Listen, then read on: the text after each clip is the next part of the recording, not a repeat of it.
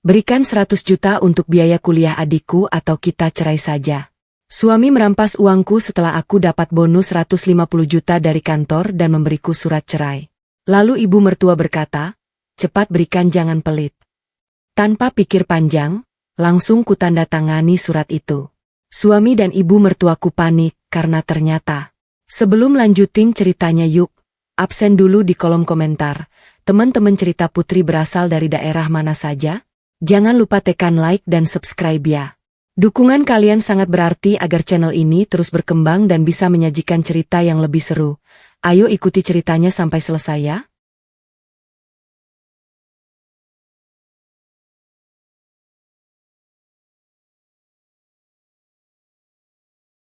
Sore itu udara terasa sangat sejuk saat Sania melangkah keluar dari kendaraannya. Langkah kakinya terasa ringan menyusuri halaman rumah mewahnya. Hari ini adalah hari yang paling membahagiakan baginya selama bekerja di perusahaan tempat ia mengabdi. Kerja kerasnya selama setahun penuh, lembur hingga larut malam, dan dedikasi yang tinggi akhirnya membuahkan hasil yang sangat sepadan. Pimpinan perusahaan baru saja memberikan apresiasi besar atas pencapaian target penjualannya yang luar biasa. Tidak tanggung-tanggung, sebuah bonus tahunan sebesar 150 juta rupiah telah resmi ditransfer ke rekening pribadinya. Bagi Sania, ini bukan sekadar angka, melainkan bukti nyata bahwa perempuan berhijab sepertinya mampu berdiri tegak dan bersaing meraih prestasi puncak di dunia kerja. Ia membayangkan uang itu akan ia gunakan untuk memperluas usaha sampingnya dan menabung untuk masa depan pelindung dirinya. Via tersenyum lebar sambil merapikan letak pakaiannya, bersiap membagikan kabar gembira ini kepada suaminya. Lukni dan ibu mertuanya, Ibu Santi yang tinggal bersama mereka di rumah tersebut. Via membuka pintu utama rumahnya dengan penuh semangat.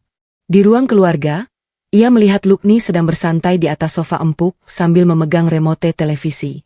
Di seberangnya, Ibu Santi sedang menikmati camilan sore sambil menyandarkan punggungnya dengan nyaman. Pemandangan ini sudah menjadi rutinitas harian yang selalu lihat sepulang kerja setiap hari. Luki memang tidak memiliki pekerjaan tetap sejak beberapa bulan terakhir dan hanya menghabiskan waktu di rumah tanpa melakukan kegiatan produktif. Sania selama ini selalu bersabar dan menanggung seluruh biaya kebutuhan rumah tangga sendirian.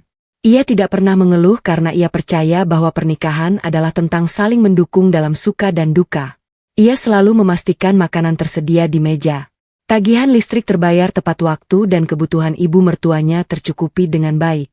Namun kebaikan hati Sania selama ini perlahan-lahan mulai disalahikan oleh suami dan ibu mertuanya sebagai sebuah kewajiban yang bisa mereka peras kapan saja. Via melangkah mendekat ke ruang keluarga dan menyapa mereka berdua dengan suara ramah dan penuh keceriaan.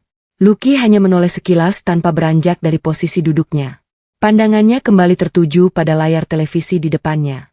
Ibu Santi juga hanya bergumam pelan membalas sapaan menantunya tanpa mengalihkan pandangan dari toples camilan di pangkuannya. Sania tidak mempermasalahkan sikap dingin mereka karena ia sudah terlalu terbiasa dengan perlakuan tersebut. Ia langsung duduk di kursi tunggal di dekat Luki lalu menaruh tas kerjanya di atas meja kaca di tengah ruangan. Via menarik napas panjang, mencoba menahan rasa antusiasmenya agar tidak meledak leluasa. Ia menatap wajah suaminya lekat-lekat, berharap kabar yang akan ia sampaikan bisa membawa secercah kebahagiaan dan mengubah suasana rumah menjadi lebih hangat serta menyadarkan suaminya untuk ikut bersemangat menata masa depan mereka bersama. Luki akhirnya menyadari tatapan istrinya yang tidak biasa dan perlahan mematikan televisi. Luki bertanya, ada apa karena wajah istrinya terlihat sangat berseri-seri seperti hari-hari biasanya saat pulang kerja dalam keadaan lelah. Sania tersenyum semakin lebar dan menceritakan bahwa ia baru saja dipanggil oleh pimpinan perusahaan dan mendapatkan bonus tahunan atas kerja kerasnya. Ia menyebutkan nominal 150 juta rupiah dengan nada bangga dan penuh rasa syukur. Mendengar angka tersebut, mata Lukni langsung terbelalak lebar seakan tidak percaya dengan apa yang baru saja ia dengar. Ibu Santi yang awalnya acuh tak acuh tiba-tiba duduk tegak dan menghentikan kunyahannya seketika. Suasana ruang keluarga yang tadinya sepi dan dingin seketika berubah menjadi tegang dengan tatapan penuh minat dan keserakahan dari sepasang ibu dan anak tersebut. Luki langsung bangkit dari sofa dan berjalan mendekati kursi tempat duduk. Senyum lebar namun penuh arti kelicikan mengembang di wajah Luki. Tanpa meminta izin terlebih dahulu, tangan Lukni langsung menyambar tas kerja Sania yang berada di atas meja kaca. Via terkejut melihat tindakan kasar suaminya dan berusaha mencegah. Namun tenaga Lukni jauh lebih kuat darinya. Lucky membongkar isi tas tersebut dengan tergesa-gesa dan mengeluarkan buku tabungan beserta kartu anjungan tunai mandiri milik Shania. Via langsung berdiri dari tempat duduknya dan meminta Lucky dengan tegas untuk segera mengembalikan barang-barang pribadinya tersebut. Lucky malah tertawa meremehkan permintaan istrinya dan dengan sengaja menyembunyikan buku tabungan beserta kartu itu di balik punggungnya agar tidak bisa diraih oleh Via. Dengan nada memerintah layaknya seorang majikan kepada bawahannya. Lucky menyuruh Vania untuk segera memberikan kata sandi dan mentransfer uang sebesar 100 juta rupiah ke rekening pribadinya saat itu juga. Via terdiam membeku mendengar permintaan yang sangat tidak masuk akal dan tiba-tiba itu. Menatap suaminya dengan dahi berkerut dan bertanya untuk tujuan apa uang sebanyak itu diminta secara paksa. Lucky menjawab dengan nada santai seolah-olah ia sedang meminta uang jajan bahwa uang itu akan digunakan untuk membiayai pendaftaran kuliah adiknya Luna. Lucky beralasan bahwa Luna butuh biaya besar untuk keperluan pendidikannya dan Shania sebagai kakak ipar yang sedang bergelimang harta wajib membantu keluarga suaminya tanpa banyak bertanya. Via menolak permintaan itu mentah-mentah tanpa keraguan sedikit. Ia menegaskan dengan suara lantang bahwa uang itu adalah hasil keringatnya sendiri. Buah dari kerja kerasnya yang seringkali membuatnya kurang tidur, stres memikirkan target pekerjaan, dan kelelahan luar biasa setiap harinya. Shania mengingatkan Lucky dengan kalimat yang sangat jelas bahwa selama ini ia sudah menanggung seluruh biaya makan harian, tagihan listrik bulanan, air, dan semua kebutuhan rumah tangga tanpa bantuan speser pun dari suaminya. Sementara itu, Lucky sama sekali tidak memberikan nafkah lahiriah yang seharusnya menjadi tanggung jawab seorang suami. Via merasa permintaan 100 juta untuk adik iparnya adalah sebuah pemerasan terang-terangan. Apalagi ia tahu persis bahwa Luna selama ini lebih suka menghabiskan waktu untuk bersenang-senang daripada belajar dengan sungguh-sungguh. Perdebatan pun meledak di ruang keluarga itu dengan suara yang saling bersahutan. Lucky mulai meninggikan suaranya hingga urat lehernya menonjol, menuduh Shania sebagai istri yang pembangkang, sombong karena memiliki penghasilan dan tidak tahu cara berbakti kepada keluarga suami. Via tetap berdiri tegak di posisinya, tidak mundur satu langkah pun menghadapi amarah suaminya. Ia menatap tajam ke dalam mata suaminya dan mengatakan bahwa kewajiban membiayai pendidikan Luna adalah tanggung jawab penuh Lucky sebagai kakak kandungnya dan Ibu Santi sebagai orang tuanya. Bukan tanggung jawab Shania yang posisinya hanya sebagai kakak ipar yang selama ini selalu dimanfaatkan tenaganya. Mendengar keributan yang semakin memanas itu, Ibu Santi tidak tinggal diam dan langsung ikut campur membela putranya. Ibu mertuanya itu berjalan menghampiri Via dengan wajah memerah menahan marah. Ibu Santi menunjuk-nunjuk tepat di depan wajah Shania dan mengeluarkan kalimat-kalimat yang sangat menyakitkan hati nurani. Cepat berikan. Jadi istri jangan pelit. Adik suamimu itu butuh masa depan dan kamu punya banyak uang berlebih. Bentak Ibu Santi dengan suara melengking yang menggema di seluruh ruangan. Ibu Santi terus menyudutkan Via tanpa henti. Mengatakan bahwa semua harta yang didapatkan oleh seorang istri secara otomatis adalah milik suami juga dan suami berhak menggunakannya untuk kepentingan keluarganya. Shania mencoba menjelaskan posisinya dengan tenang dan rasional. Namun, ibu dan anak itu terus-menerus menyerangnya secara verbal. Sama sekali tidak memberikan kesempatan bagi Shania untuk membela diri atau memberikan alasan logis. Situasi mencapai titik didih ketika Lucky menyadari bahwa semua argumen dan bentakannya tidak sedikit pun bisa mematahkan ketegasan hati Shania. Lucky merasa harga dirinya sebagai seorang suami terinjak-injak di depan ibu kandungnya sendiri. Dalam keadaan marah besar dan dorongan kuat untuk segera menguasai keadaan serta menundukkan istrinya, Lucky melangkah cepat dengan emosi meluap-luap menuju kamar tidur utama mereka. Beberapa saat kemudian, ia kembali ke ruang keluarga dengan langkah lebar sambil membawa sebuah map dokumen di tangannya. Lucky membanting map itu ke atas meja kaca di hadapan dengan suara benturan yang sangat keras. Isi map tersebut rupanya adalah selembar draft surat pernyataan cerai yang ternyata sudah disiapkan dan diketik oleh Lucky sejak lama. Menunggu waktu yang tepat untuk digunakan sebagai senjata pamungkas. Lucky menatap Via dengan tatapan sangat meremehkan dan penuh kemenangan. Sangat yakin bahwa gertakan mautnya kali ini akan membuat istrinya bertekuk lutut ketakutan. Berikan juta untuk biaya kuliah adikku atau kita cerai saja hari ini juga. Ancam Lucky dengan suara menggelegar dan penuh tekanan. Lucky melipat kedua tangannya di depan dada, merasa bangga sudah memberikan pukulan telak yang tidak mungkin bisa ditangkis oleh istrinya. Lucky sangat yakin dalam hati bahwa Via akan segera menangis terseduh-seduh, memohon-mohon ampun agar tidak diceraikan dan akhirnya rela menyerahkan seluruh uang bonusnya demi mempertahankan keutuhan rumah tangga mereka. Ibu Santi pun ikut tersenyum sinis melihat tindakan putranya, seolah memberikan dukungan penuh atas keputusan berani anak laki-lakinya itu untuk mendisiplinkan menantu yang dianggapnya pelit tersebut. Namun apa yang terjadi pada detik-detik selanjutnya sangat di luar dugaan Lukni dan perhitungan Ibu Santi. Via sama sekali tidak meneteskan air mata setetes pun. Wajah cantiknya tidak menunjukkan raut ketakutan atau kepanikan sedikit. Sebaliknya, Via menatap bergantian ke wajah Lucky dan draft surat cerai di atas meja itu dengan tatapan yang luar biasa dingin dan tenang. Sebuah senyum tipis, sangat tipis, namun memancarkan ketegasan yang mutlak, perlahan menghiasi bibirnya. Sania membungkukkan sedikit badannya ke arah meja kaca tersebut. Ia mengambil sebuah pulpen tinta hitam dari dalam tas kerjanya yang posisinya masih terbuka akibat ulah kasar Lukni sebelumnya. Tanpa ada keraguan sedikit pun di dalam hatinya, tanpa ada tangan yang gemetar, dan tanpa membuang waktu 1 detik pun untuk berpikir ulang, Via menggoreskan tinta pulpennya tepat di atas kolom tanda tangan pada kertas dokumen tersebut. Tanda tangannya tertera dengan sangat jelas, ukuran besar, tegas, dan sah di atas surat pernyataan cerai yang baru saja disodorkan oleh suaminya sendiri. Selesai. Sekarang kalian berdua segera angkat kaki dari rumahku. Ucap Sania dengan nada suara yang sangat tenang, namun efeknya menusuk tajam langsung ke tulang para pendengarnya. Sania melempar pulpen tersebut kembali ke atas meja, melipat kedua tangannya di depan dada menirukan gaya suaminya tadi dan menatap lurus tajam ke arah suami dan ibu mertuanya yang kini hanya bisa mematung kaku dengan mulut setengah terbuka karena terkejut luar biasa. Keheningan yang mencekam langsung menyelimuti ruang keluarga itu. Seketika setelah kalimat pengusiran keluar dari mulut Sania, Lukni dan Ibu Santi seolah-olah tersambar petir di siang bolong. Tubuh Lukni kaku bagaikan patung batu. Matanya menatap kosong ke arah selembar kertas di atas meja yang kini telah dibubuhi tanda tangan istrinya. Ia sama sekali tidak menduga bahwa gertakannya akan menjadi senjata makan tuan yang menghancurkan dirinya sendiri dalam hitungan detik. Lucky mencoba memaksakan sebuah tawa canggung, mengira bahwa ini hanyalah sebuah balasan candaan dari istrinya.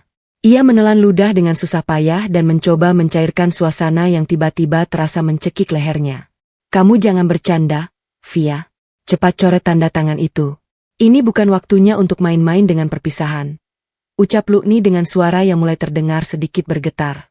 Kehilangan semua nada arogansinya yang tadi begitu lantang. Namun Sania tetap berdiri mematung di tempatnya dengan sorot mata yang tidak berubah sedikit pun, tetap dingin dan tidak tersentuh. Aku sama sekali tidak sedang bercanda. Lukni, kamu yang meminta perpisahan ini dan aku dengan sangat senang hati mengabulkannya. Kesabaranku sudah habis hari ini. Silakan ambil kertas itu sebagai bukti, lalu segera kemasi semua barang-barangmu dan barang ibumu. Keluar dari properti milikku sekarang juga. Jawab Sania dengan artikulasi yang sangat jelas dan tegas. Mendengar kata properti milikku, Lucky tersentak kaget seolah baru saja disiram air es ke seluruh tubuhnya. Kepanikan yang sesungguhnya mulai menjalar masuk ke dalam pikirannya. Selama ini, Lukni selalu merasa berkuasa di dalam rumah tersebut dan merasa memiliki hak penuh atas segala isinya karena statusnya sebagai kepala keluarga. Lucky baru tersadar kembali pada kenyataan pahit bahwa rumah mewah yang sangat nyaman ini, kendaraan roda 4 di garasi dan seluruh aset berharga di dalamnya adalah murni harta bawaan warisan peninggalan almarhum kedua orang tua Sania yang diserahkan jauh sebelum mereka berdua terikat pernikahan. Lucky tidak memiliki kontribusi finansial sepacer pun dalam pembelian atau perawatan rumah ini. Ia benar-benar hanyalah seorang penumpang yang selama ini menumpang hidup dengan segala fasilitas gratis dari istrinya. Dalam keadaan panik dan putus asa untuk menyelamatkan harga dirinya yang tersisa, Lukni mencoba mencari jalan keluar lain. Ia teringat pada buku tabungan dan kartu anjungan tunai mandiri milik Sania yang tadi berhasil ia rampas dan masih berada di tangannya. Lucky segera merogoh saku celananya, mengeluarkan telepon seluler pintarnya dengan gerakan tergesa-gesa. Jari-jarinya yang mulai berkeringat dingin berusaha keras membuka aplikasi perbankan digital untuk mencoba memindahkan uang 150 juta itu ke rekening pribadinya secara paksa sebelum ia benar-benar diusir. Namun, begitu ia mencoba masuk ke dalam aplikasi tersebut dengan kata sandi yang biasa ia gunakan, layar telepon selulernya menampilkan pesan peringatan bahwa akses telah ditolak dan akun tersebut sedang dibekukan sementara. Sania yang memperhatikan kepanikan suaminya dari seberang meja hanya bisa tersenyum sinis. Jangan buang-buang waktu mencoba meretas uangku, Lucky. Aku sudah memblokir semua akses perbankan milikku dan mengubah semua kata sandinya sejak aku berada di jalan pulang tadi. Aku sudah curiga dengan gelagat burukmu belakangan ini. Kamu tidak akan pernah bisa mengambil 1 rupiah pun dari hasil keringatku. Jelas Via dengan nada penuh kemenangan. Mendengar penjelasan itu, Lucky merasa dunianya runtuh seketika. Kemarahannya kembali meledak karena merasa dipermainkan. Ia berteriak memaki Sania dan melangkah maju seolah ingin melakukan tindakan kasar. Namun, Sania dengan sangat cepat merogoh telepon selulernya sendiri dari dalam saku bajunya. Tanpa membuang waktu, Sania menekan nomor panggilan cepat yang langsung terhubung dengan pos penjagaan keamanan perumahan tersebut. Halo, Pak Satpam. Tolong segera kirimkan 2 petugas keamanan ke rumah saya di blok utama sekarang juga. Ada 2 orang yang bukan lagi penghuni rumah ini menolak untuk pergi dan mulai bertindak mengancam keselamatan saya. Ucap Sania dengan suara tenang namun penuh penekanan. Memastikan Lukni dan Ibu Santi mendengar setiap kata yang ia ucapkan. Ibu Santi yang sejak tadi hanya terdiam karena terkejut luar biasa akhirnya tersadar dari lamunannya. Wajah tuanya yang tadi terlihat galak kini berubah menjadi pucat pasi dipenuhi ketakutan. Ia bangkit dari sofa dengan langkah gontai dan mulai menangis terseduh-seduh. Mencoba memainkan peran sebagai korban yang teraniaya. Ibu Santi memohon-mohon kepada Via, mengingatkan tentang ikatan keluarga dan dosa mengusir orang tua ke jalanan pada malam hari. Via, menantuku yang cantik, kamu gila. Ini sudah mulai gelap.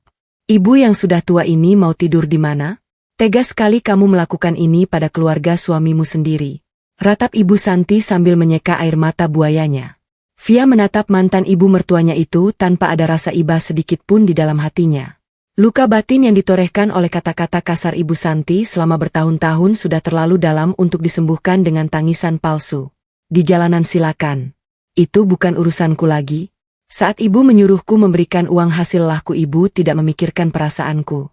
Saat ibu mendukung anakmu mengancam cerai, ibu juga tidak memikirkan nasibku. Sekarang silakan ibu tanggung sendiri akibat dari keserakahan kalian berdua. Jawab Via dengan tatapan tajam yang membuat Ibu Santi seketika terdiam 1000 bahasa. Tidak lama kemudian, suara sirine pendek dari kendaraan patroli keamanan perumahan terdengar berhenti tepat di depan halaman rumah. 2 orang petugas keamanan berbadan tegap melangkah masuk setelah Via membukakan pintu untuk mereka. Via segera memberikan instruksi kepada kedua petugas tersebut untuk mengawasi Lukni dan Ibu Santi saat mereka mengemasi barang-barang pribadi mereka dan memastikan mereka tidak membawa satupun barang berharga milik Sania dari dalam rumah. Di bawah pengawasan ketat petugas keamanan, Lukni dan Ibu Santi terpaksa memasukkan pakaian-pakaian mereka ke dalam beberapa tas dan koper dengan gerakan gemetar dan penuh rasa malu yang luar biasa. Seluruh harga diri Lucky hancur berkeping-keping di hadapan para penjaga keamanan yang biasanya selalu ia perintah dengan sombong. Setelah semua barang pribadi mereka terkumpul, petugas keamanan mengarahkan Lukni dan Ibu Santi untuk segera melangkah keluar dari rumah. Via berdiri di ambang pintu utama, mengawasi proses pengusiran itu dengan perasaan lega yang tak terlukniskan. Beban berat yang selama ini mengikat pundaknya seolah terangkat terbang begitu saja. Saat langkah kaki Lukni dan Ibu Santi akhirnya melewati batas teras depan rumah, Sania tanpa mengucapkan sepatah kata perpisahan pun langsung menutup pintu utama rumahnya dengan bantingan keras, memutar kunci ganda dan membiarkan mereka berdua berdiri kebingungan di tengah gelapnya malam. Di tengah teras yang dingin itu, sementara petugas keamanan masih berdiri mengawasi mereka untuk segera meninggalkan area perumahan. Tiba-tiba terdengar suara dering yang sangat keras memecah keheningan. Suara itu berasal dari telepon seluler di dalam saku celana Lucky. Lucky melihat layar teleponnya dan wajahnya yang sudah pucat seketika berubah menjadi seputih kertas. Tangannya bergetar hebat saat ia terpaksa mengangkat panggilan tersebut. Suara kasar dan bernada ancaman dari seberang telepon terdengar sangat jelas memaki-maki nama Lucky. Panggilan itu ternyata berasal dari penagih utang sebuah perusahaan pinjaman daring ilegal. Terungkaplah sudah kebenaran yang selama ini disembunyikan rapat-rapat oleh Lucky. Pria arogan itu sebenarnya sedang terlilit utang hingga puluhan juta rupiah yang bunganya terus membengkak setiap harinya. Gertakannya meminta 100 juta rupiah dengan alasan biaya pendidikan adiknya sama sekali bukan untuk tujuan mulia tersebut, melainkan hanyalah sebuah kedua putus asa untuk melunasi utang-utangnya demi menyelamatkan nyawanya sendiri dari kejaran para penagih utang yang ganas. Kini tanpa uang dari Sania dan tanpa tempat tinggal untuk berlindung, Lukni benar-benar berdiri di ambang kehancuran total. Malam semakin larut membawa hembusan angin yang terasa menusuk hingga ke tulang. Di luar pagar besi tinggi yang mengelilingi rumah mewah itu, Lukni berdiri mematung bagaikan patung kehilangan nyawa. Telinganya masih berdenging hebat setelah menerima panggilan telepon yang mengerikan dari para penagih utang pinjaman daring. Ancaman kasar yang dilontarkan dari seberang telepon tadi seolah menjadi palu godam yang menghancurkan sisa-sisa kesombongannya. Kenyataan pahit kini menghantam wajahnya dengan sangat keras. Tanpa perlindungan finansial dari istrinya, ia sama sekali tidak memiliki jalan keluar dari jeratan utang puluhan juta yang bunganya terus membengkak setiap hari. Lucky menatap nanar ke arah bangunan megah di balik pagar besi tersebut. Tempat itu tadinya adalah singgasananya, tempat di mana ia bisa bersantai menikmati segala fasilitas kenyamanan tanpa perlu mengeluarkan keringat sedikit pun. Kini pintu singgasana itu telah tertutup rapat. Menguncinya di luar bersama malam yang dingin dan masa depan yang gelap gulita. Di samping Lukni, Ibu Santi duduk lemah di atas trotoar jalan yang keras dan dingin. Berbagai macam koper dan tas berisi pakaian mereka berserakan tidak beraturan di sekelilingnya. Wanita parubaya yang beberapa jam lalu berteriak lantang dengan penuh kesombongan itu kini hanya bisa menangis sesenggukan. Rasa bangganya hancur berkeping-keping saat ia harus diseret keluar dari rumah oleh petugas keamanan perumahan. Ibu Santi mulai meratapi nasibnya, menyalahkan keadaan. Namun, lucunya ia sama sekali tidak menyalahkan kebodohan anak laki-lakinya. Ia merasa bahwa dunia ini sangat tidak adil karena seorang menantu berani mengusir mertuanya sendiri. Dalam pikiran sempitnya, segala harta yang dimiliki oleh menantu perempuan adalah hak mutlak milik keluarga suami. Dan tindakan Sania mempertahankan hartanya dianggap sebagai sebuah dosa besar yang tidak termaafkan.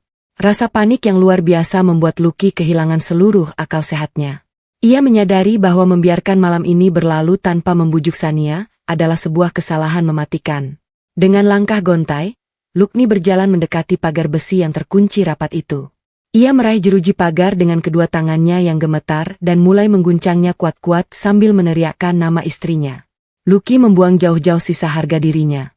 Ia bersimpuh di atas aspal jalanan, menekuk lututnya dalam-dalam dan mulai memohon dengan suara yang sangat menyayat hati. Ia meminta agar Sania merobek surat pernyataan cerai tersebut dan membukakan pintu untuknya. Lucky berteriak bahwa ia menyesal, bahwa ia sedang berada dalam tekanan pikiran yang sangat berat sehingga salah berucap dan memohon kesempatan kedua demi keutuhan rumah tangga mereka. Mendengar ratapan putranya, Ibu Santi ikut bangkit dan berjalan terseok-seok mendekati pagar. Ia memegang jeruji besi itu dengan wajah basah oleh air mata.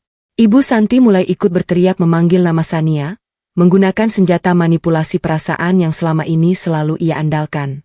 Ia memohon belas kasihan atas nama usianya yang sudah tua, atas nama kesehatannya yang lemah, dan atas nama kesucian ikatan pernikahan. Ibu Santi menangis sejadi-jadinya, berharap tangisannya bisa meruntuhkan ketegasan hati menantunya yang selama ini selalu ia kenal sebagai sosok yang penurut dan penyabar. Di lantai 2 rumah mewah tersebut, tepatnya di area balkon utama, Sania berdiri dalam diam.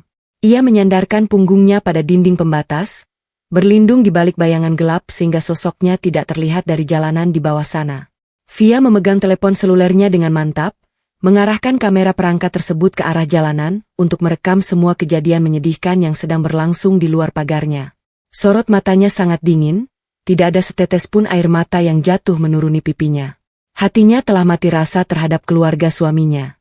Semua cacian, hinaan, dan perlakuan semena-mena yang ia terima selama bertahun-tahun telah membekukan rasa empatinya.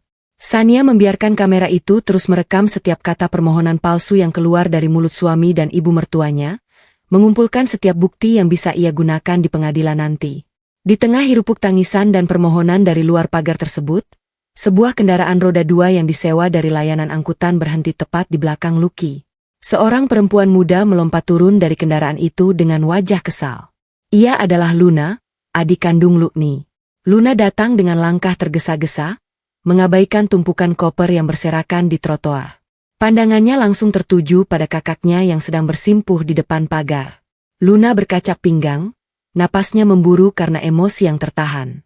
Ia sama sekali tidak peduli dengan keadaan ibu dan kakaknya yang terlihat sangat menyedihkan di malam yang dingin itu. Pikiran Luna hanya tertuju pada satu hal, yaitu janji uang puluhan juta yang akan diberikan oleh kakaknya hari ini. Mas Lucky, sedang apa duduk di jalanan begitu? Mana uangnya? Mas? Sudah janji hari ini uangnya cair, teriak Luna dengan suara melengking tinggi memotong ratapan kakaknya. Lucky menoleh ke belakang dengan wajah terkejut luar biasa melihat kedatangan adiknya di waktu yang sangat tidak tepat. Ia buru-buru berdiri dan mencoba membungkam mulut adiknya dengan isyarat tangan. berharap adiknya segera pergi dari tempat itu sebelum situasi menjadi semakin rumit. Lucky mendesis pelan meminta adiknya untuk diam dan menyingkir, karena ia sedang berusaha membujuk istrinya agar mau menerima mereka kembali. Namun Luna yang sejak kecil selalu dimanjakan dan tidak pernah ditolak permintaannya justru semakin marah melihat sikap kakaknya yang menghindar. Diam bagaimana Mas Lukni? Jangan coba-coba menipu Luna. Mas Lukni berjanji akan meminta uang kepada Mbak Sania hari ini juga.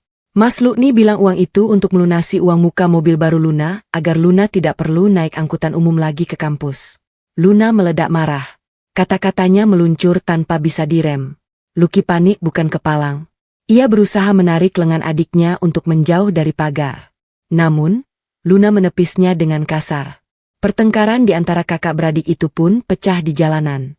Mas Lukni pembohong, ternyata uang itu bukan untuk Luna, kan? Uang itu mau Mas Lukni pakai untuk membayar utang pinjaman dari Mas Lukni yang menumpuk itu. Luna tahu semuanya dari teman-teman Mas yang terus menagih. Mas menjadikan Luna alasan di depan Mbak Sania supaya bisa dapat uang. Padahal Mas sendiri yang terjebak utang bernilai puluhan juta. Teriak Luna penuh amarah tanpa menyadari bahwa suaranya bergema menembus pagar besi rumah tersebut. Di atas balkon yang gelap, sudut bibir Sania melengkung membentuk senyuman tipis yang sangat mematikan. Jemarinya masih menekan tombol rekam pada layar telepon selulernya. Seluruh pertengkaran hebat antara Lukni dan Luna tertangkap dengan sangat jelas, baik gambar maupun suaranya. Kebohongan besar tentang biaya pendidikan perkuliahan akhirnya terbongkar dengan sendirinya dari mulut Luna langsung. Via kini memiliki bukti yang sangat nyata dan kuat bahwa suaminya bukan hanya seorang pemalas, tetapi juga seorang penipu yang rela menggunakan nama adiknya untuk merampas harta istrinya demi menutupi masalah pribadinya sendiri. Rekaman ini adalah senjata yang lebih dari cukup untuk menghancurkan pembelaan Lukni jika pria itu berani menuntut macam-macam di masa depan. Setelah menyadari bahwa teriakan dan tangisan mereka sama sekali tidak membuahkan hasil, Lucky dan keluarganya akhirnya menyerah. Dengan sisa tenaga yang ada dan perasaan malu yang luar biasa karena menjadi tontonan beberapa penjaga keamanan dari kejauhan, mereka menyeret koper-koper berat tersebut menelusuri jalanan malam. Mereka terpaksa mencari tempat berlindung sementara karena tidak memiliki saudara yang bersedia menampung mereka secara mendadak. Bermodalkan sisa uang receh di dalam dompet Lukni, mereka akhirnya menemukan sebuah tempat tinggal sementara berupa kamar sewaan sederhana di pinggiran kota yang padat penduduk. Ruangan itu sangat sempit, pengap, dan hanya memiliki ventilasi udara yang sangat minim. Dindingnya tampak kusam penuh dengan noda kelembapan dan lantainya hanya beralaskan tikar plastik yang sudah usang. Ibu Santi langsung mengeluh panjang lebar saat memasuki kamar sewaan tersebut. Ia merintih kesakitan karena punggungnya harus berbaring di atas permukaan yang keras. Sangat jauh berbeda dengan kasur pegas mahal berlapis kain lembut yang biasa ia nikmati di rumah Sania. Luna juga tidak henti-hentinya menggerutu, mengipasi wajahnya dengan selembar koran bekas sambil memprotes udara ruangan yang sangat panas karena tidak ada pendingin ruangan sama sekali. Sepanjang malam, kamar sempit itu dipenuhi oleh suara keluhan omelan dan saling menyalahkan antara ibu dan anak-anak perempuannya. Lucky memilih untuk duduk menyendiri di sudut ruangan sambil memeluk lututnya. Ia sama sekali tidak bisa memejamkan mata. Telepon selulernya terus-menerus bergetar di dalam sakunya, mengirimkan pesan-pesan ancaman dari para penagih utang. Mereka mulai mengirimkan gambar-gambar wajah Lukni yang disandingkan dengan tulisan-tulisan memalukan.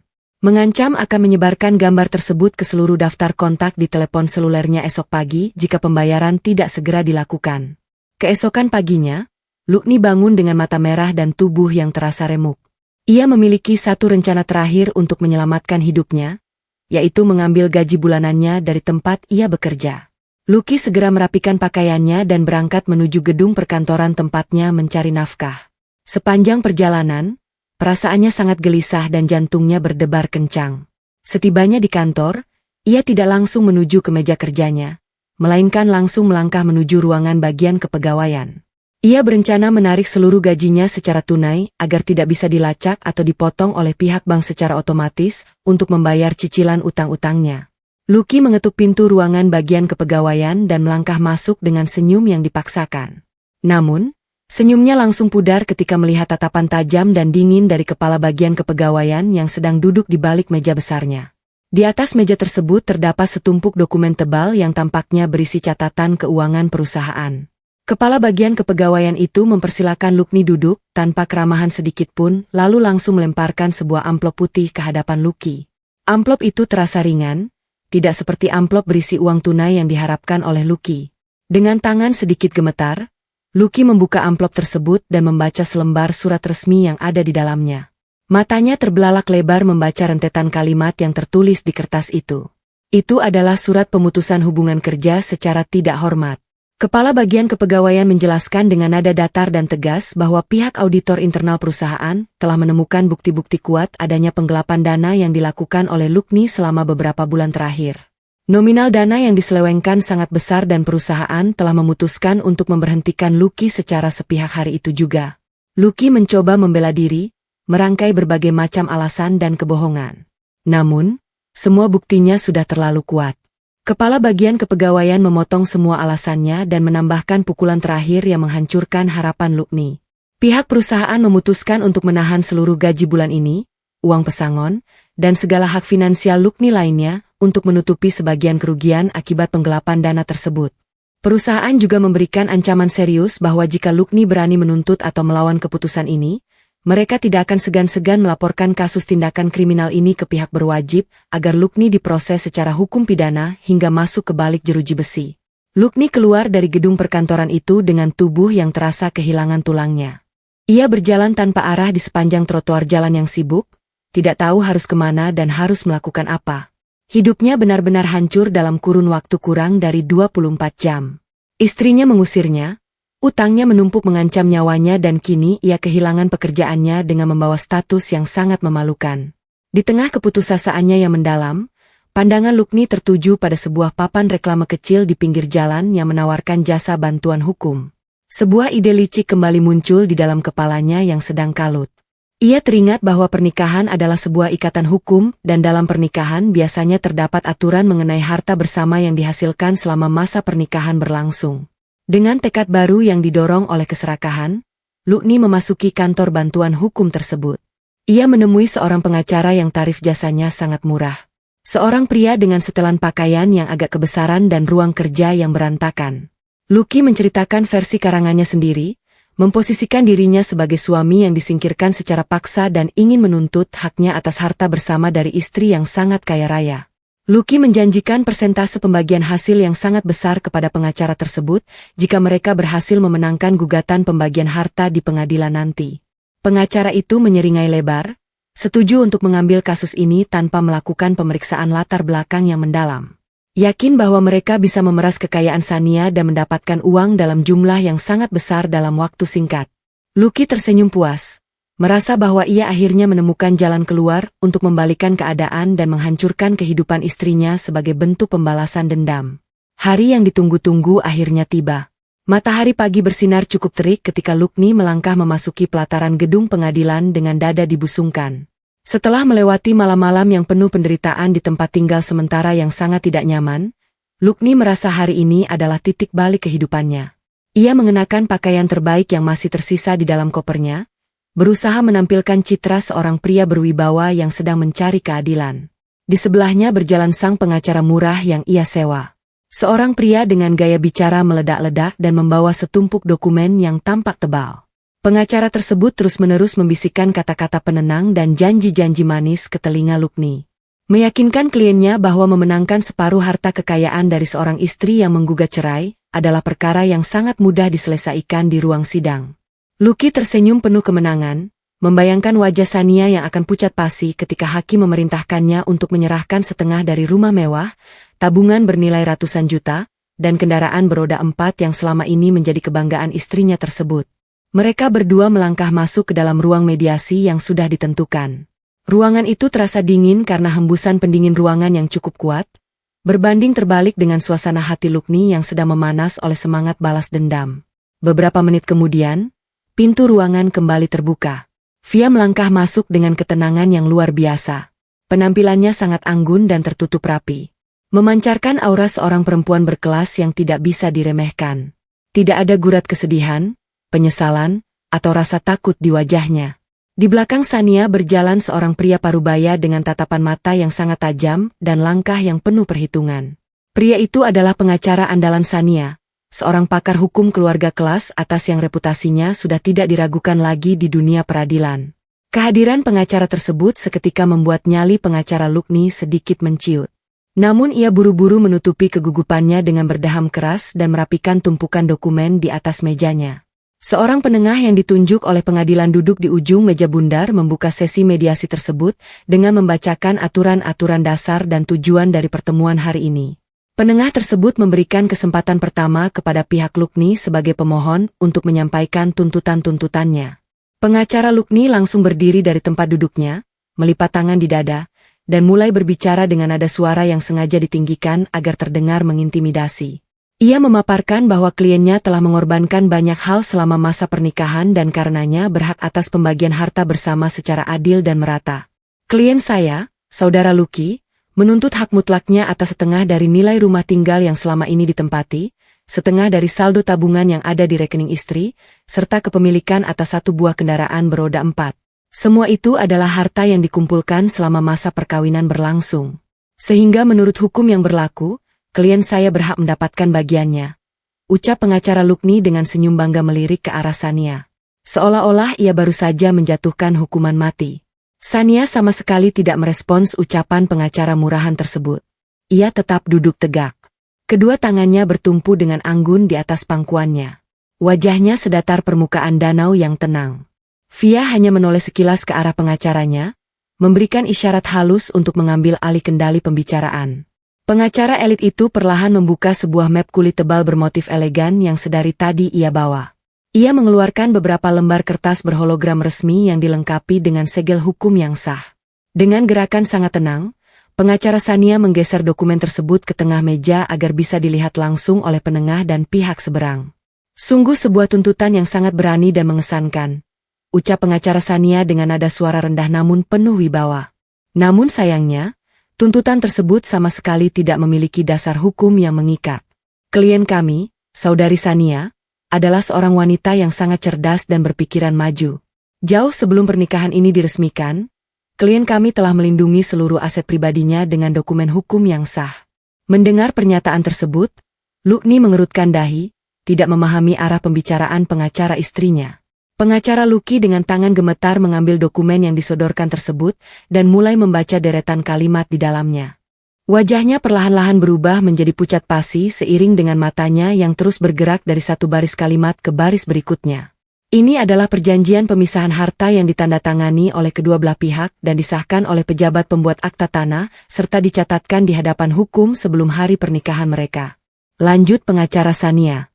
Suaranya menggema di ruangan yang tiba-tiba menjadi sunyi senyap.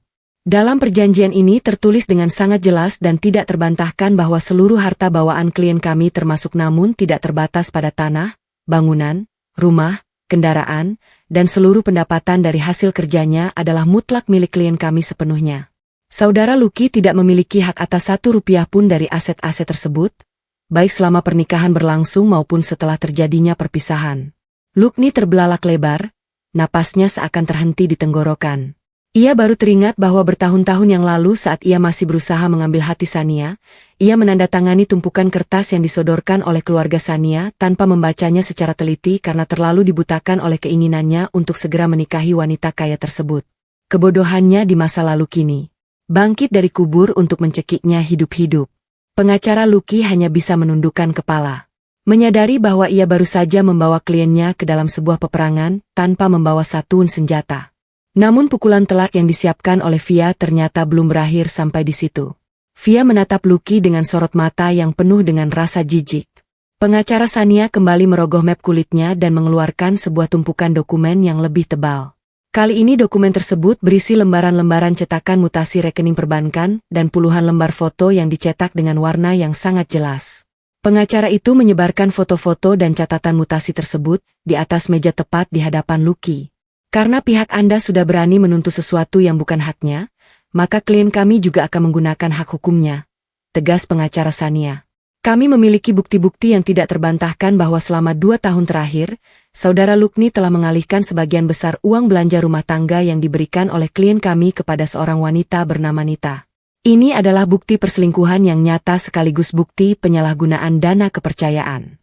Di atas meja terlihat jelas foto-foto Lukni yang sedang berjalan berdua dengan seorang wanita lain di berbagai tempat perbelanjaan.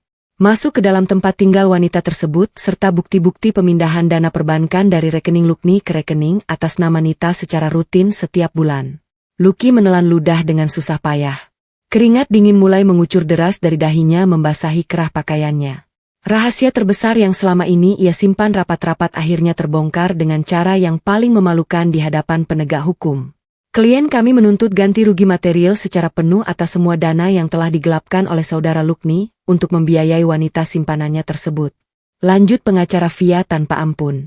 Jika saudara Lukni tidak sanggup mengembalikan dana tersebut dalam batas waktu yang ditentukan, kami tidak akan segan-segan melaporkan kasus ini sebagai tindak pidana penipuan dan penggelapan dalam lingkup rumah tangga.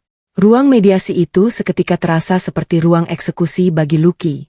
Ia tidak bisa mengucapkan satu patah kata pun untuk membela diri. Mulutnya terkunci rapat, sementara tubuhnya gemetar hebat menahan rasa malu dan ketakutan yang luar biasa. Pengacara murahannya langsung merapikan berkas-berkasnya dan mundur teratur.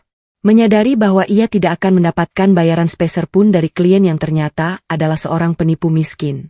Mediasi hari itu berakhir dengan kemenangan telak dan mutlak di pihak Sania. Sania berdiri dari kursinya, merapikan pakaiannya dengan tenang, dan melangkah keluar dari ruangan itu tanpa sudi menoleh lagi ke arah pria yang kini telah hancur lebur berkeping-keping di kursi pesakitan. Luki tertunduk lesu di ruang sidang yang telah kosong, menyadari bahwa keserakahannya telah mengantarkannya menuju jurang kehancuran yang sangat dalam. Langkah Lukni terasa sangat berat saat ia menyeret kakinya keluar dari gedung pengadilan. Matahari siang yang terik terasa seperti memanggang kulitnya. Namun rasa panas itu tidak sebanding dengan rasa terbakar di dalam dadanya akibat kekalahan yang sangat memalukan tadi. Pengacara yang ia andalkan telah pergi meninggalkannya begitu saja tanpa mengucapkan salam perpisahan. Menyadari bahwa Lukni tidak akan pernah mampu membayar jasa hukumnya. Luki berdiri di trotoar jalan yang berdebu dengan pikiran yang benar-benar kosong. Ia tidak memiliki uang, tidak memiliki tempat berlindung dan diusir dari satu-satunya sumber kekayaan yang selama ini menopang hidupnya. Rasa putus asa mulai menyelimuti seluruh akal sehatnya. Ia harus segera kembali ke tempat tinggal sementara untuk menjemput ibu dan adiknya yang pasti sudah kelaparan menunggu kehadirannya. Setibanya di kamar sewaan sederhana tersebut, Lukni disambut oleh wajah-wajah kusut dan penuh kemarahan dari Ibu Santi dan Luna. Kamar itu terasa seperti oven pemanggang raksasa di siang hari. Luna sedang mengipas-ngipaskan potongan kardus ke wajah ibunya yang terlihat lemas dan terus-menerus mengeluhkan udara yang sangat panas. Begitu melihat sosok Lukni muncul di ambang pintu, Luna langsung melompat berdiri dan memberondong kakaknya dengan berbagai pertanyaan tajam menuntut hasil dari persidangan. Bagaimana hasilnya? Mas? Mana uangnya? Kita tidak mungkin tidur di tempat sempit dan panas ini lagi malam ini. Ibu sudah tidak tahan, dadanya sesak dari tadi. Protes Luna dengan nada memerintah yang sangat menjengkelkan. Luki menelan ludah, berusaha menyembunyikan kepanikan di wajahnya. Ia tahu ia tidak bisa menceritakan kebenaran tentang kekalahan telaknya, tentang surat pemisahan harta, atau tentang bukti perselingkuhannya yang sudah berada di tangan Via. Dengan keahlian berbohong yang sudah mendarah daging, Lukni merangkai sebuah cerita palsu untuk menenangkan keluarganya. Sidangnya ditunda, kebohongan pertama meluncur mulus dari mulut Lukni. Hakim butuh waktu untuk mempelajari dokumen-dokumen kita. Via mencoba menahan semua uangnya.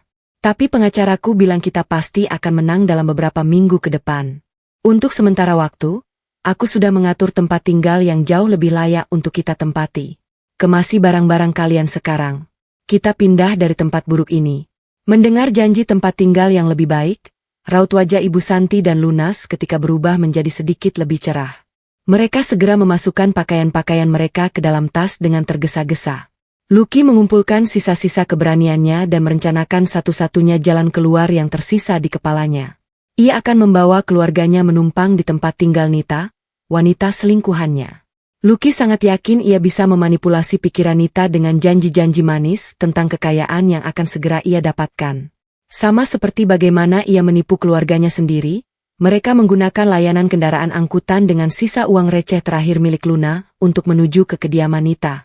Tempat tinggal Nita adalah sebuah hunian sewaan yang cukup bagus dan tertata rapi, sangat jauh lebih nyaman dibandingkan dengan kamar sempit sebelumnya. Ketika mereka tiba dan mengetuk pintu, Nita membukanya dengan wajah penuh kebingungan. Matanya membesar melihat kehadiran Lukni yang membawa serta ibu dan seorang gadis muda lengkap dengan tumpukan koper besar di belakang mereka. Sebelum Nita sempat melontarkan pertanyaan tajam atau menutup pintu, Lukni langsung melancarkan aksi manipulasinya.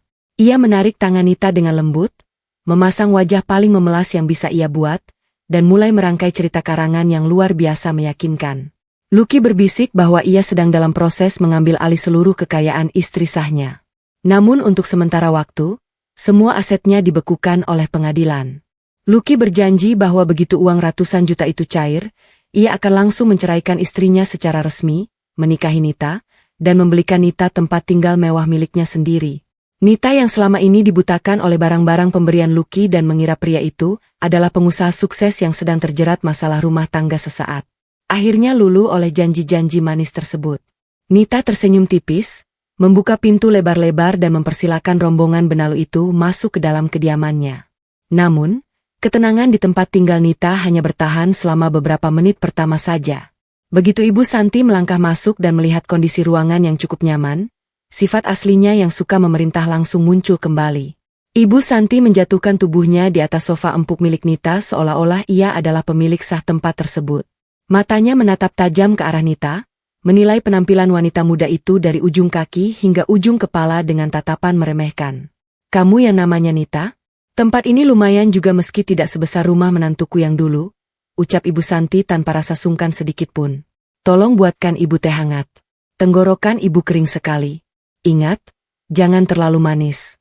Ibu tidak suka yang manis-manis dan tolong rapikan koper-koper kami ke dalam kamar." Nita terkesiap mendengar perintah langsung yang diucapkan dengan nada memerintah layaknya kepada seorang pembantu rumah tangga. Rahangnya mengeras seketika, menahan amarah yang mendadak mendidih di dadanya. Ia menoleh ke arah Lukni, berharap pria itu akan menegur ibunya. Namun, Lukni hanya memberikan isyarat mata memohon agar Nita bersabar. Sementara itu, Luna langsung berjalan menuju televisi, menyalakannya dengan suara keras, dan bertanya dengan nada menuntut mengenai kata sandi jaringan internet di tempat itu tanpa mengucapkan kata tolong atau terima kasih. Nita menarik napas panjang, memaksakan sebuah senyum palsu yang terlihat sangat kaku di wajahnya, lalu melangkah ke dapur dengan langkah menghentak. Dalam hatinya, Nita bersumpah hanya akan bersabar sampai Lukni benar-benar mencairkan uang ratusan juta yang dijanjikan tersebut. Malam harinya, hujan turun dengan sangat deras di luar, menciptakan suara gemuruh yang menyamarkan suara dari dalam ruangan. Lucky, Ibu Santi, dan Luna sudah tertidur pulas di ruang tengah. Menguasai seluruh kasur lantai dan sofa yang ada, Nita tidak bisa memejamkan matanya sama sekali. Perasaannya sangat gelisah dan kecurigaannya terhadap tingkah laku Lukni seharian ini mulai menggerogoti pikirannya. Nita menyadari bahwa pakaian yang dikenakan Lukni tampak tidak terawat dan raut wajah pria itu terlihat menyimpan ketakutan yang mendalam. Bukan raut wajah seorang pria kaya yang sedang menunggu pencairan dana. Didorong oleh rasa penasaran yang tidak tertahankan, Nita mengendap-endap keluar dari kamarnya menuju ruang tengah tempat koper-koper Lukni ditumpuk.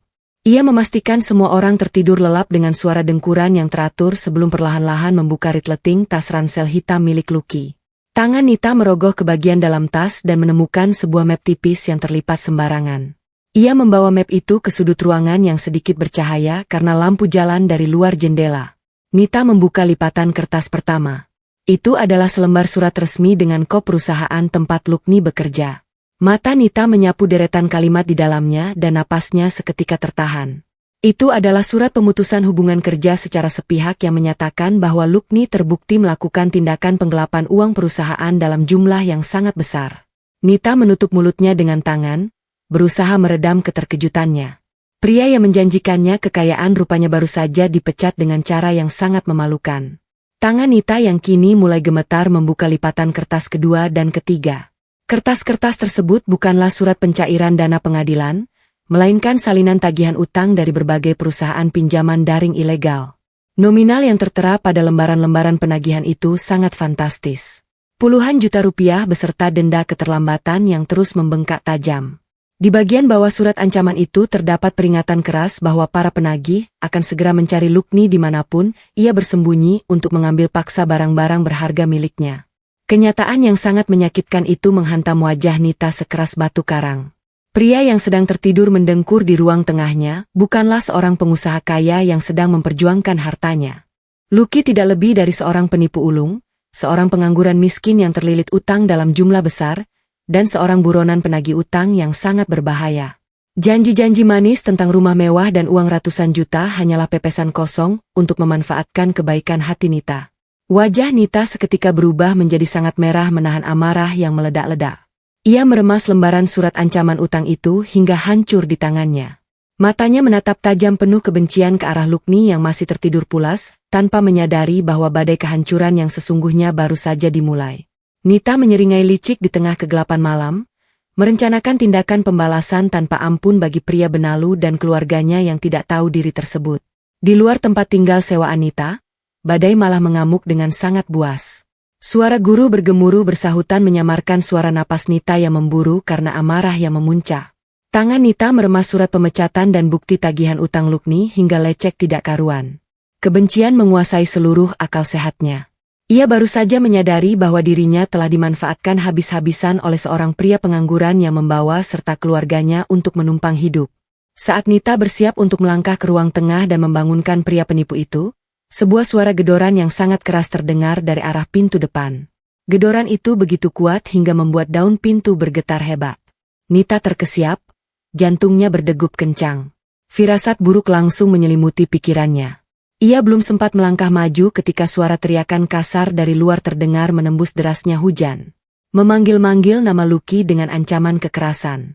Lucky yang sedang tertidur pulas di atas kasur lantai langsung terbangun dengan napas tersengal-sengal. Matanya terbelalak lebar mengenali suara para pria di luar sana. Itu adalah gerombolan penagih utang yang selama ini terus memburu nyawanya. Ibu Santi dan Luna juga ikut terbangun. Duduk dengan tubuh gemetar ketakutan di sudut ruangan. Belum sempat Lucky mencari tempat untuk bersembunyi. Pintu depan tempat tinggal itu didobrak secara paksa dari luar. 3 orang pria berbadan besar dengan wajah garang menerobos masuk dengan sepatu bot mereka yang basah dan kotor. Tanpa banyak bicara, para penagih utang itu langsung mengamuk. Mereka menendang meja ruang tamu hingga terbalik, membanting pajangan milik Nita ke lantai hingga hancur berkeping-keping dan memaki-maki Lukni dengan kalimat-kalimat yang sangat kasar. "Mana uangnya, Lukni? Kamu pikir kamu bisa lari dari kami dan bersembunyi di tempat perempuan ini? Bayar utangmu sekarang juga atau kami akan menghancurkan semua yang ada di sini." Bentak salah satu pria berbadan paling besar sambil mencengkeram kerah pakaian Lucky dan mengangkat tubuh pria pengecut. Itu hingga ujung kakinya tidak menyentuh lantai. Ibu Santi menjerit histeris melihat anak kebanggaannya diperlakukan dengan sangat kasar. Ia mencoba maju untuk menolong. Namun tatapan tajam dari rekan penagih utang lainnya membuat langkah wanita tua itu terhenti seketika. Luna hanya bisa menangis terseduh-seduh sambil menutupi telinganya. Tubuhnya meringkuk ketakutan di balik koper-koper pakaian mereka. Nita berdiri kaku di ambang pintu kamarnya. Matanya menyalang melihat kekacauan yang terjadi di ruang tamunya. Barang-barang berharga miliknya hancur dalam hitungan detik akibat perbuatan pria benalu yang ia izinkan masuk ke dalam kediamannya. Lucky memohon ampun dengan suara tercekik. Berjanji akan mencari pinjaman esok hari untuk melunasi setidaknya sebagian dari utangnya. Para penagih utang itu akhirnya melepaskan cengkeraman mereka dengan kasar, melemparkan tubuh Lukni ke lantai. Lalu pergi meninggalkan ancaman bahwa mereka akan kembali dengan tindakan yang lebih brutal jika uang itu tidak segera diserahkan. Begitu pintu depan yang setengah rusak itu tertutup, keheningan yang mencekam menyelimuti ruangan tersebut hanya diselingi oleh isak tangis Luna. Lucky berusaha bangkit dari lantai sambil memegangi lehernya yang terasa sakit. Ia menoleh ke arah Nita dengan tatapan memelas, bermaksud merangkai kebohongan baru untuk membenarkan kejadian mengerikan barusan. Namun, Nita tidak memberikan kesempatan sedikit pun kepada Lukni untuk membuka mulutnya. Dengan langkah cepat dan penuh kemarahan, Nita menghampiri Lukni dan langsung melemparkan gumpalan kertas berisi surat pemecatan dan tagihan utang itu tepat ke wajah pria tersebut. "Pembohong besar, penipu ulung. Kamu berani-beraninya membawaku ke dalam masalah kotor milikmu. Kamu tidak memiliki sepeser pun uang. Kamu dipecat karena mencuri dan kamu diburu karena utang puluhan juta. Keluar kalian semua dari sini." Laki-laki benalu maki Nita dengan suara melengking tajam yang menggema di seluruh ruangan. Ibu Santi yang tidak terima anak laki-lakinya dimaki-maki oleh seorang wanita asing mencoba membalas ucapan Nita. Ia menudingkan jarinya dan mulai memarahi Nita atas ketidaksopanannya terhadap tamu. Namun, Nita yang sudah benar-benar kehabisan kesabaran langsung menepis tangan wanita tua itu. Nita meraih tas Lukni dan melemparkannya keluar pintu yang terbuka. Menembus derasnya hujan, ia kemudian menarik koper-koper pakaian milik mereka dan membuangnya satu persatu ke halaman depan. Lucky mencoba mencegah, namun Nita bertindak jauh lebih cepat. Dengan gerakan kasar, Nita menarik paksa jam tangan mewah yang melingkar di pergelangan tangan Lucky, lalu merogoh saku celana pria itu dan merampas telepon seluler pintarnya. Ini ganti rugi atas semua perabotanku yang hancur karena ulahmu. Sekarang pergi kalian dari sini sebelum aku memanggil warga sekitar untuk mengeroyok penipu sepertimu. Ancam Nita sambil mendorong tubuh Lucky keluar dari ambang pintu. Nita kemudian membanting pintu kuat-kuat dan menguncinya dari dalam. Membiarkan Lucky, Ibu Santi, dan Luna berdiri kebingungan di bawah guyuran hujan badai yang sangat dingin. Mereka tidak memiliki arah tujuan, tidak memiliki tempat berteduh, dan sama sekali tidak memiliki uang untuk menyewa kendaraan. Lucky memunguti pakaian-pakaian mereka yang berhamburan dari dalam koper yang terbuka. Matanya nanar menatap kegelapan malam. Mereka bertiga terpaksa berjalan kaki menyusuri jalanan yang banjir, berusaha mencari emperan toko yang tutup untuk sekadar berlindung dari angin malam yang menusuk tulang.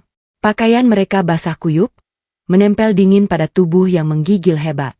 Ibu Santi berjalan terseok-seok di belakang anak-anaknya. Pikirannya benar-benar terguncang hebat menerima semua kenyataan yang bertubi-tubi menghantamnya dalam satu malam. Anaknya ternyata seorang penipu berutang banyak. Menantunya yang kaya telah membuangnya dan kini ia menjadi gelandangan di jalanan. Tekanan pikiran yang luar biasa berat ditambah dengan suhu udara yang sangat dingin membuat kondisi fisik Ibu Santi menyerah. Tiba-tiba wanita tua itu memegangi sisi kiri kepalanya. Wajahnya mengerut menahan rasa sakit yang luar biasa. Lalu tubuhnya ambruk begitu saja ke atas aspal yang tergenang air. Lucky dan Luna berteriak histeris melihat ibu mereka jatuh pingsan. Mereka mengguncang-guncang tubuh Ibu Santi, namun tidak ada respon sama sekali. Separuh wajah Ibu Santi tampak kaku dan napasnya terdengar sangat berat. Ibu Santi terkena serangan kelumpuhan mendadak akibat beban pikiran yang terlampau berat. Lucky meraung-raung di tengah hujan. Kebingungan setengah mati mencari pertolongan sementara jalanan benar-benar sepi. Ia tidak memiliki kendaraan, tidak memiliki alat komunikasi, dan tidak memiliki uang sedikit pun untuk membawa ibunya ke pusat kesehatan. Malam itu menjadi malam paling panjang dan menyiksa sebuah balasan instan yang setimpal atas semua kesombongan dan kekejaman mereka terhadap Sania di masa lalu. Pagi yang suram menyambut Lucky di lorong sebuah rumah sakit umum kelas bawah. Bau obat-obatan yang menyengat bercampur dengan aroma lantai yang baru dipel membuat perut Lucky terasa mual. Setelah memohon belas kasihan dari seorang pengendara mobil pick-up yang kebetulan lewat semalam, Lucky akhirnya berhasil membawa ibunya ke ruang gawat darurat. Dokter menyatakan bahwa Ibu Santi mengalami serangan kelumpuhan yang cukup parah pada separuh tubuh sebelah kirinya akibat tekanan pikiran mendadak. Kini ibunya terbaring kaku di atas bangsal yang sempit dan berdesakan dengan banyak pasien lain. Alat bantu pernapasan menempel di hidungnya dan pandangan matanya terlihat kosong. Luna duduk menangis di lantai samping ranjang ibunya. Pakaiannya masih lembab sisa hujan semalam. Perut mereka berdua keroncongan. Namun tidak ada uang sepeser pun untuk membeli makanan atau minuman.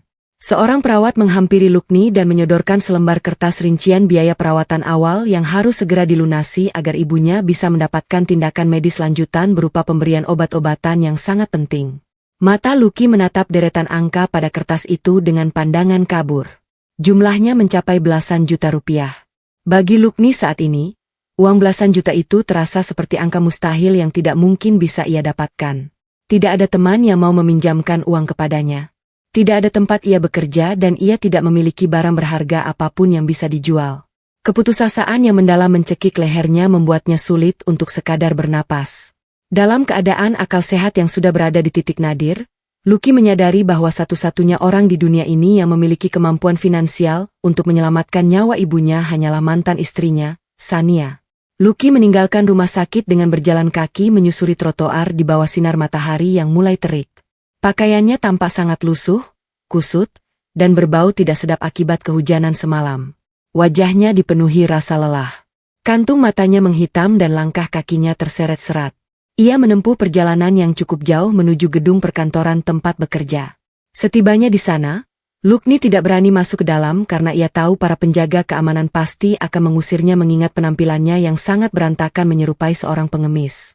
Ia memilih untuk duduk berjongkok di dekat gerbang keluar bangunan tersebut. Menunggu dengan sabar kendaraan milik mantan istrinya itu melintas. Waktu berlalu terasa sangat lambat. Perut Lucky semakin perih menahan lapar dan kakinya mulai kebas karena terlalu lama berjongkok. Menjelang sore hari, kesabarannya akhirnya membuahkan hasil. Kendaraan beroda 4 milik Sania yang tampak sangat mengilap bergerak perlahan keluar dari serambi gedung menuju gerbang utama. Jantung Lucky berdebar sangat kencang. Ia segera bangkit berdiri dan tanpa memedulikan keselamatan dirinya sendiri, Lucky langsung melompat ke tengah jalan, merentangkan kedua tangannya lebar-lebar untuk mengadang laju kendaraan tersebut. Pengemudi yang ternyata adalah Via sendiri terpaksa menginjak rem mendadak hingga terdengar decitan ban bergesekan dengan aspal. Menyadari kendaraannya berhenti, Lucky langsung berlari mendekati pintu bagian pengemudi. Ia mengetuk-ngetuk kaca kendaraan itu dengan brutal. Wajahnya dipenuhi air mata keputusasaan yang mengalir deras. Ia menempelkan wajahnya pada kaca yang gelap, berharap Via bisa melihat kehancurannya. "Via, tolong aku. Ibu sedang kritis di rumah sakit. Dia tidak bisa bergerak. Tolong pinjamkan aku uang untuk biaya perawatannya. Aku butuh uangmu sekarang juga. Aku mohon ampuni semua kesalahanku, Sania."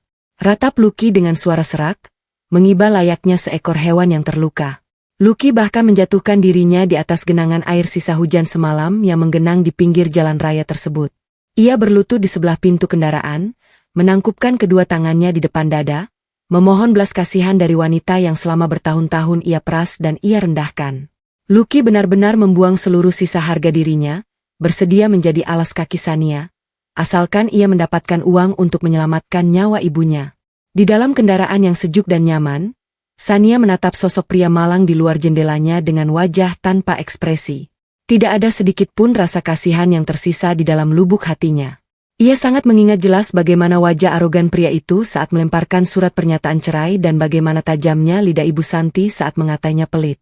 Semua penderitaan yang mereka alami saat ini adalah hasil dari benih keserakahan yang mereka tanam sendiri.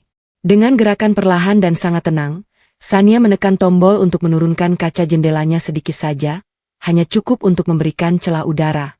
Melihat kaca jendela terbuka, secercah harapan menyala di mata Lucky. Ia segera mendekatkan wajahnya, bersiap mengucapkan ribuan kata terima kasih, meyakini bahwa kebaikan hati Sania yang dulu selalu ia eksploitasi akan kembali menyelamatkannya hari ini. Namun, harapan itu hancur berkeping-keping saat ia melihat tangan kanan Sania terulur keluar dari celah jendela tersebut. Tangan itu tidak memegang segepok uang tunai atau selembar cek bernilai puluhan juta. Di antara jari telunjuk dan ibu jari Sania, hanya terdapat sekeping uang koin logam pecahan Rp1.000 yang terlihat kusam. Via menatap tepat ke dalam bola mata Lucky yang sembab. Sorot mata Sania sangat tajam menembus langsung ke dasar keangkuhan Lucky yang telah hancur. Dengan gerakan pelan yang seolah disengaja untuk mempertegas setiap maknanya, Via melepaskan jepitan jarinya.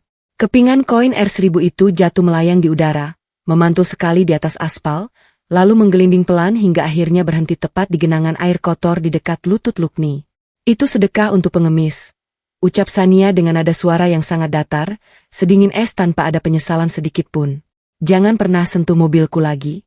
Setelah mengucapkan kalimat penutup yang sangat mematikan tersebut, Sania langsung menaikkan kembali kaca jendelanya hingga tertutup rapat. Tanpa menoleh lagi ke arah Lucky, Via menginjak pedal gas, melajukan kendaraannya dengan mulus membelah jalanan sore, meninggalkan tempat itu, seolah ia baru saja menyingkirkan sebuah debu kotor dari hadapannya. Di belakang sana, Lucky hanya bisa terdiam membeku. Ia menundukkan kepalanya dalam-dalam, menatap koin Rp1.000 yang terendam di dalam genangan air lumpur tersebut. Tangisannya pecah seketika. Bahunya terguncang hebat menahan rasa sesal yang kini tidak ada lagi gunanya. Lucky mengambil kepingan uang receh itu dengan jari bergetar, meratapi nasibnya yang kini tidak lebih berharga dari sekeping koin kotor di jalanan. Sebuah akhir yang pantas bagi seorang pengemis cinta dan harta yang tidak tahu cara bersyukur. Lucky menyeret langkahnya kembali ke rumah sakit dengan perasaan hancur lebur. Di tangannya hanya tergenggam sekeping koin logam pecahan Rp1.000 yang basah oleh genangan lumpur dan air matanya sendiri. Pikirannya benar-benar buntu. Tidak tahu harus memberikan alasan apa kepada adiknya yang sedang menunggui ibu mereka yang terbaring kaku. Setibanya di lorong bangsal tempat ibunya dirawat, Lucky melihat Luna sedang menangis terseduh-seduh di lantai yang dingin. Namun, ada pemandangan lain yang membuat aliran darah di tubuh Lucky terasa membeku. Seketika dua orang pria berseragam penegak hukum berdiri tegap di dekat ranjang perawatan ibunya sedang berbicara serius dengan salah satu perawat jaga. Melihat kedatangan Lucky, kedua petugas penegak hukum itu langsung menoleh dan menghampirinya dengan langkah tegak. Tanpa banyak basa-basi, Salah satu dari mereka menyebutkan nama lengkap Lukni dan menunjukkan sebuah surat perintah penahanan resmi berstempel hukum. Mantan perusahaan tempat Lukni bekerja rupanya tidak main-main dengan ancaman mereka sebelumnya.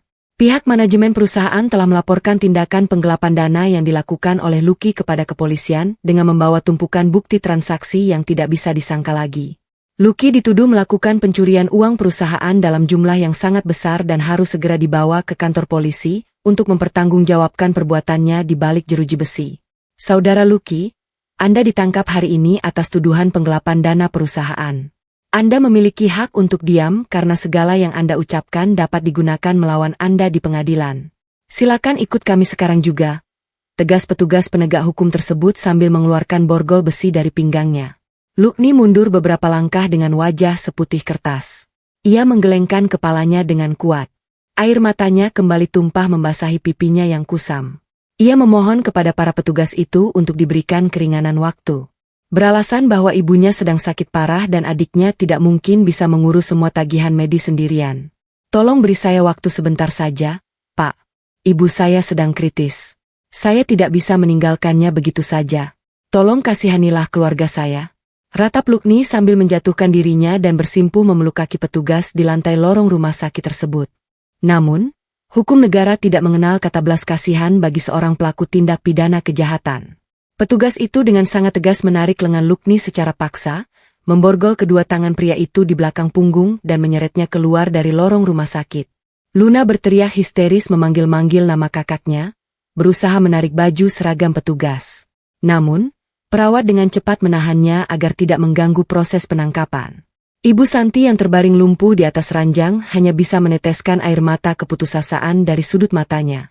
Tubuhnya tidak bisa bergerak sedikit pun dan mulutnya tidak mampu mengeluarkan satu kata pun untuk membela anak laki-laki kesayangannya yang kini dibawa pergi dengan memalukan sebagai seorang tahanan. Sejak hari penangkapan kakaknya itu, kehidupan Luna berubah 180 derajat menjadi sebuah siksaan panjang tanpa henti.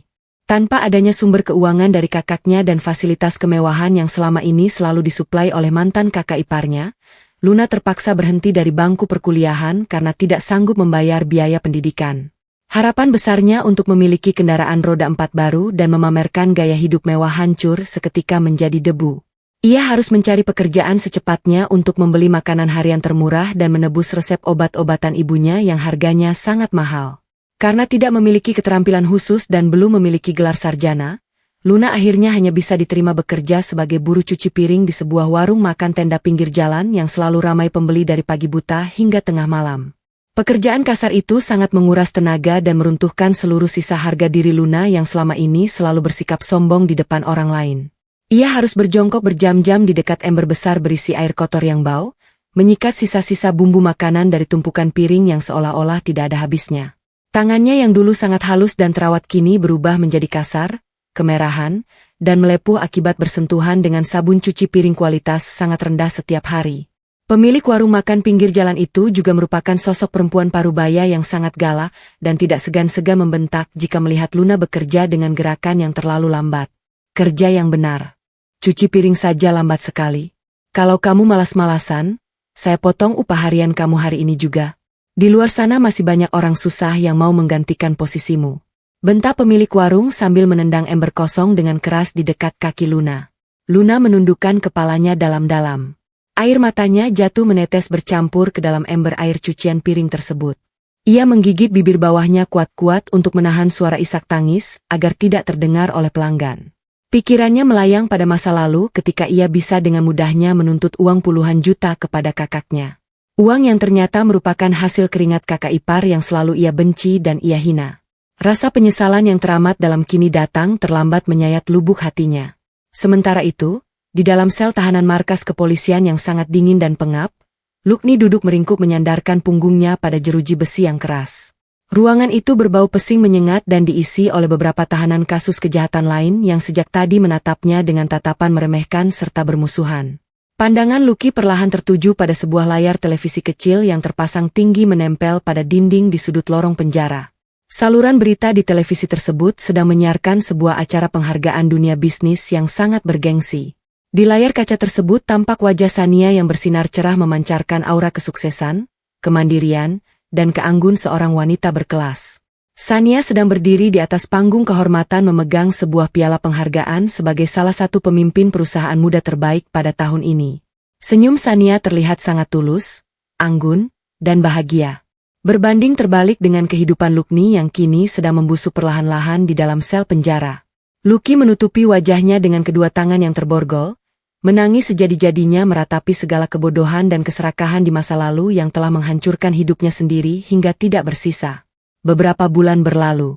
Sejak malam badai kehancuran itu, selembar dokumen resmi yang paling ditunggu-tunggu akhirnya diantarkan langsung ke kediaman mewah Sania. Dokumen tersebut adalah akta perceraian sah yang dikeluarkan secara resmi oleh pihak pengadilan. Menyatakan secara tertulis bahwa ikatan pernikahannya dengan Lukni telah terputus sepenuhnya di mata hukum dan agama. Tidak ada lagi sisa-sisa masalah yang mengikat. Tidak ada lagi perdebatan tuntutan harta kekayaan. Dan yang paling penting, tidak ada lagi sosok manusia benalu yang menghisap hasil kerja kerasnya selama ini. Via memandangi selembar kertas berharga itu dengan dada yang terasa sangat lapang. Beban emosional yang sangat berat dan selama bertahun-tahun membelenggu langkah kakinya kini benar-benar telah terangkat terbang ke udara. Ia merasa seperti terlahir kembali menjadi sosok perempuan tangguh yang memegang kendali penuh atas arah takdir dan masa depan kebahagiaannya sendiri. Untuk merayakan kebebasan jiwa dan lembaran baru dalam perjalanan hidupnya. Sania mengadakan sebuah acara syukuran kecil-kecilan di halaman belakang rumah mewahnya. Udara sore hari itu terasa sangat menyejukkan. Dihiasi oleh nyala lampu-lampu taman yang temaram dan susunan berbagai macam hidangan lezat yang tertata sangat rapi di atas meja panjang. Via sama sekali tidak mengundang banyak orang.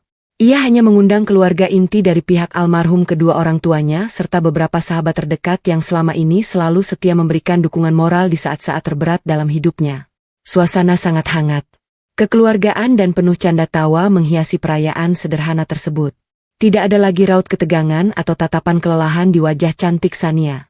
Yang ada hanyalah pancaran kedamaian batin dan rasa syukur yang teramat mendalam. Via kemudian bangkit berdiri di tengah-tengah para tamu undangannya. Ia mengangkat sebuah gelas kaca panjang berisi jus buah segar yang sangat dingin, meminta perhatian sejenak dari semua orang yang hadir sore itu. Senyum paling manis dan tulus mengembang di wajahnya yang berseri-seri.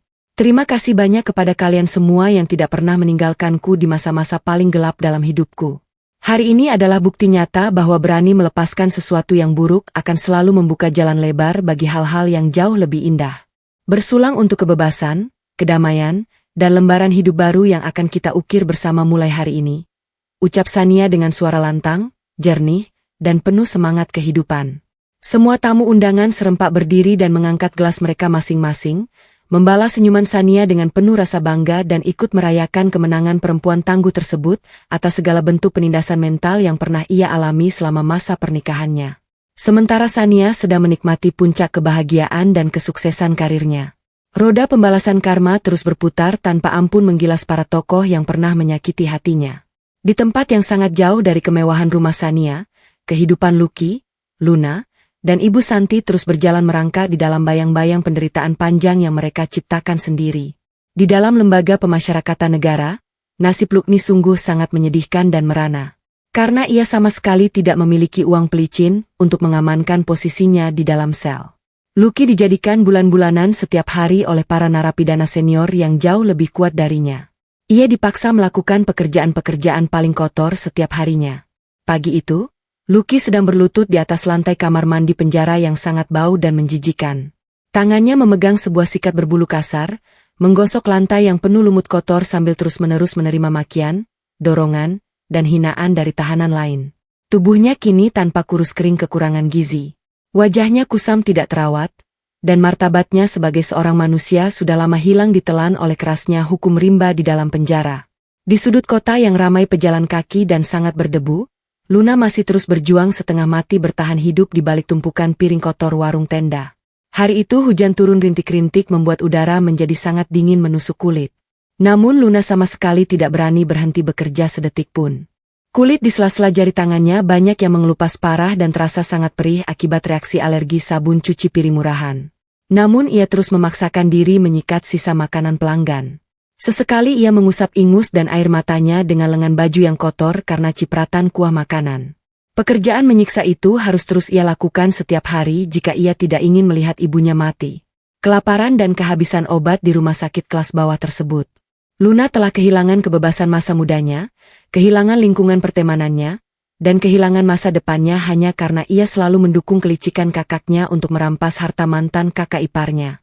Adapun Ibu Santi, wanita parubaya yang dulu begitu sombong selalu memandang rendah orang lain dan berlidah sangat tajam itu, kini hanya bisa menghabiskan sisa umurnya berbaring kaku di atas ranjang rumah sakit pemerintah yang sangat sempit. Ruangan bangsal umum. Itu sangat sesak oleh pasien lain. Udaranya panas dan suasananya sangat berisik sepanjang hari. Serangan kelumpuhan permanen yang menyerang seluruh separuh badan bagian kirinya membuat Ibu Santi kehilangan total kemampuannya untuk berbicara dengan jelas dan bergerak secara leluasa. Setiap kali para perawat membersihkan tubuhnya dengan gerakan yang cukup kasar dan terburu-buru, Ibu Santi hanya bisa memejamkan mata meringis menahan sakit tanpa bisa mengeluarkan suara keluhan sedikit pun. Di saat-saat malam hari yang sunyi, air mata penyesalan yang sangat pedih selalu mengalir deras dari sudut mata tuanya membasahi bantal yang tipis. Pikirannya terus-menerus memutar kembali ingatan masa lalu saat ia membentak Sania di ruang keluarga rumah mewah itu. Kata-kata kasar jangan pelit yang dulu ia lontarkan dengan penuh kesombongan kini terus terngiang-ngiang bergema di dalam telinganya. Seolah menjadi cambuk gaib yang terus menyiksa batinnya tanpa henti setiap detik. Ia baru menyadari dengan penyesalan yang tidak ada ujungnya bahwa ia telah membuang menantu emas yang begitu baik hati demi membela membabi buta anak kandungnya yang ternyata hanyalah seorang penjahat dan penipu. Namun, semua penyesalan pahit itu sudah tidak ada artinya lagi. Sekarang pembalasan karma telah ditagih dan dibayar dengan lunas seketika. Kisah kehidupan ini ditutup dengan langkah anggunan percaya diri Via yang berjalan kembali masuk ke dalam rumah mewahnya. Setelah acara perayaan syukuran selesai, ia duduk dengan tenang di ruang kerjanya yang luas, menyalakan komputer, membuka lembaran dokumen rancangan proyek bisnis barunya, dan mulai bekerja dengan penuh keyakinan.